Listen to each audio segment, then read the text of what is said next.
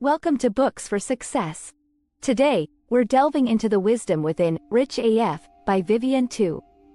Rich AF debunks myths and imparts strategies for maximizing earnings, investing, and saving, all aimed at securing long-lasting wealth. Starting with the author's mentorship on the trading floor, the narrative offers a wealth of practical advice for financial empowerment to the new generation. Before we begin, subscribe and ring the bell for notifications if you want to keep receiving the knowledge of book summaries about health, wealth, love, psychology, and much more. Don't be shy about dropping your book suggestions for us to summarize. Also, you can use this video as an audiobook summary. Let's grow and succeed together. What's in it for me? Unlock financial self-realization. Vivian Tu, Rich AF, the winning money mindset that will change your life.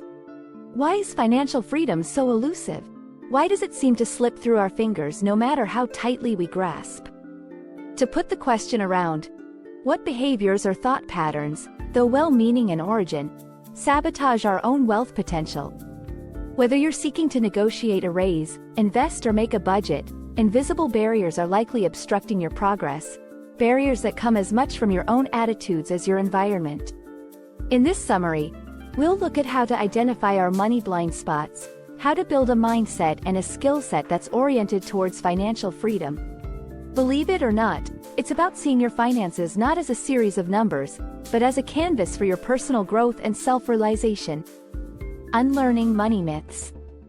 Intrigued? Listen on. What's the worst piece of financial advice you've ever received? The author received some well-intentioned but misguided advice from her father. When applying for college, her father refused to let her apply for federal student aid, wrongly believing that this would lower her chances of getting into top-tier universities. In fact, it wouldn't have, and so she missed out on financial assistance that she could have benefited from. This advice, though well-meaning, is part of a larger web of money myths and practices young people inherit without question. This is where our journey begins, unraveling the lessons taught, often inadvertently, by our parents about money.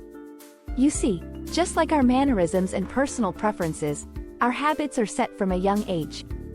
You might hold your pencil weird, like your mom does, or dislike the food on your plate touching, like your dad. And in the same way, your notions about money likely stem from your parents' own idiosyncratic approach to their finances. But these habits, passed down through generations, aren't always beneficial.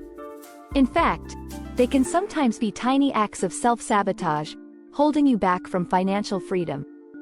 Being rich isn't about being a math whiz, a stock market guru, or someone born into wealth. It's about properly understanding your financial goals and what's blocking you from achieving them. It's about dismantling those inherited money habits and setting yourself free, with a mindset geared towards effective wealth building. So let's dive into 3 important financial truths. Financial truth number 1, wealth is not meant to be hoarded. Maybe your parents taught you to always keep your money within sight, due to fear of loss or lack of investment knowledge. Rich people know that accumulating cash without putting it to work is a missed opportunity. You have to make your money work for you, through smart investments and financial strategies, not just keep it under the mattress. Financial truth number 2, money spent to impress others is a waste. What's one of the biggest financial mistakes you can make? Spending money you don't have on things you don't need to impress people you don't like. Evaluate your spending habits. Are they for your satisfaction, or to keep up appearances? It's okay to spend money on things you like, but your discretionary spending should be about your own values and priorities, not a response to societal pressures. Financial truth number 3, complaining about money without taking action changes nothing. It's one thing to vent about your financial frustrations, it's another thing entirely to resign yourself to them. Recognize your value and your agency. You can negotiate, save and invest in ways that change your financial course. Understand that financial success is a journey, one that requires active participation and a willingness to learn and adapt. Here's the thing, breaking out of a scarcity mindset isn't just about therapy or self-reflection, though these are important. It's about actively changing how you think and behave regarding money. Whether it's affirming your worth, negotiating a better salary, or allowing yourself to enjoy the occasional luxury, these actions collectively shift your financial trajectory. Know your worth. It's time to rethink the traditional approach to personal finance, one which typically emphasizes scrimping and saving. Instead, you need to shift your focus to the other side of the equation, your earning potential. Think about it. You can only save as much as you earn, right? So your saving potential is limited, but your earning potential is limitless. Wealthy individuals embrace this principle. They don't just budget, they actively seek ways to increase their income through investments, raises, better paying jobs, and countless other avenues. This approach isn't about merely avoiding a Starbucks coffee or cramming into a shared apartment to save money. It's about using your income to create more income, tapping into the power of investments over time. Consider the author's own journey. Her career didn't begin in the glamorous realms of Wall Street or social media, for that matter. It started with a summer job as an intern at a so-called marketing company in Chicago, which turned out to be a club-promoting gig. Despite the job's less-than-ideal nature, getting paid a measly $5 per head for getting people into bars, the author saw an opportunity. Leveraging her network of college friends, she organized groups to attend these bars, earning a decent sum each weekend. This experience taught her a valuable lesson. Earning more is often easier and more fulfilling than cutting costs. Of course, not all jobs offer the same rewards for hard work. Essential workers, for instance, are often underpaid despite their crucial roles in society. This disparity highlights the importance of your chosen work environment and its impact on your earnings. To grow financially and professionally, you need to be working somewhere where your hard work will be A. recognized and B. valued. The author's transition from the club scene to a trading position at J.P. Morgan was a first step in the right direction. An environment that valued hard work. But she soon found that a workplace that values work isn't enough. It must also advocate for you and provide space for your advancement. At BuzzFeed, the author found a company that rewarded performance and initiative. This led to significant professional growth, reinforcing her belief that work environment plays a crucial role in one's financial success. Then came the unexpected turn in the author's career. TikTok. What began as a fun hobby evolved into a profitable personal venture. Let's take a step back. What's the big picture lesson? It's about knowing your worth and finding the right platform to showcase your talents in order to tease out a pathway to financial success. How do you do this? First, recognize and sell your many skills. Don't confine yourself to a single linear career trajectory. Some of your less recognized abilities could be the key to opening doors in different industries and roles. Second, network relentlessly. Your key opportunities will arise from connections both within and outside your current workplace. And lastly, know when to move on. Staying in a stagnant or even worse, toxic work environment can stifle your professional growth and ultimately your financial potential. In summary, your financial well-being isn't just about how much you can save. It's every bit as much about how much you can earn. Understand your worth, leverage your full range of abilities, and choose environments that don't just recognize but actually reward your efforts. It's about strategically navigating your career for maximum growth and maximum satisfaction. A budget is a plan for the future. A common misconception is that budgeting is a form of financial dieting, full of restrictions and empty of joy. However, the truth is far more liberating. You can think of a budget like a recipe for a fulfilling life, allowing you to keep enjoying the things you love without ever running out of them. Many people get stuck at the initial, budget stage, never realizing the freedom a well-structured budget can bring. A budget is simply a plan for your money, one that considers your unique resources and goals. This is about balance, not deprivation. It's about aligning your financial decisions with your life's priorities, and that includes having room for joy and spontaneity so you can enjoy life's surprises without financial stress.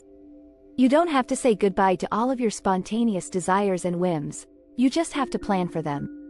Your budget then should ensure that you're prepared for both the expected and unexpected.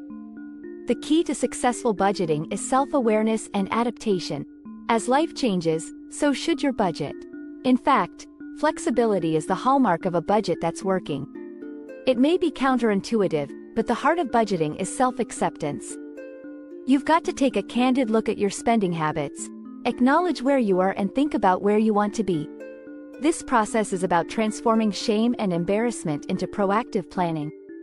Now let's break down the process of creating your personalized budget. Start with a spending audit, gathering all your financial information in one single place. This is going to let you see where your money is going.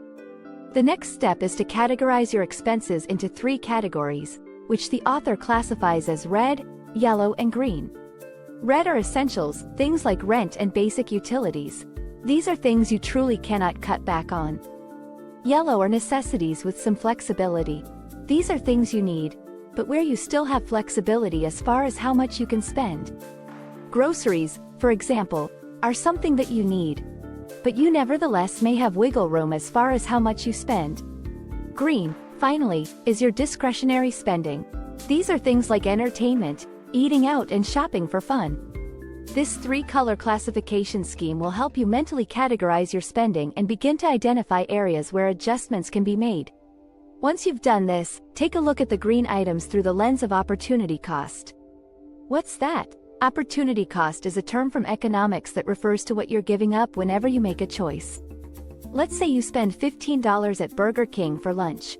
The cost of the meal is $15, but the opportunity cost of the meal is all of the things that you could have spent that money on instead. So as you look at your green discretionary items, look at them through the lens of what you're giving up in order to pay for each of them. Viewed in this way, are you happy with your decisions? Or do you feel a twinge of regret at what you can use the money for instead? There's no right answer. This is about you, your values, and your priorities. Once you've done this with the green items, go back and do it with the yellow items as well. The point is that every spending decision comes with alternatives. Understanding this helps you prioritize your expenses based on what truly matters to you. Finally, compare your annual spending to your net income. This comparison will reveal whether you're living within your means or not so much. If you find yourself spending more than your income, it's time to re-evaluate and make changes, either to your income or your spending, to make sure you're hitting your financial goals. Remember, budgeting isn't a punishment. It's a tool for planning your glorious future. It's about understanding and recognizing your financial habits, not shaming yourself for past choices. It's an empowering process of self-discovery and strategic planning, and it's about shaping your financial habits to fit your life goals. By embracing budgeting as a tool for personal empowerment, you can create a financial future that aligns with your values and aspirations. Final words. A budget you can get excited about.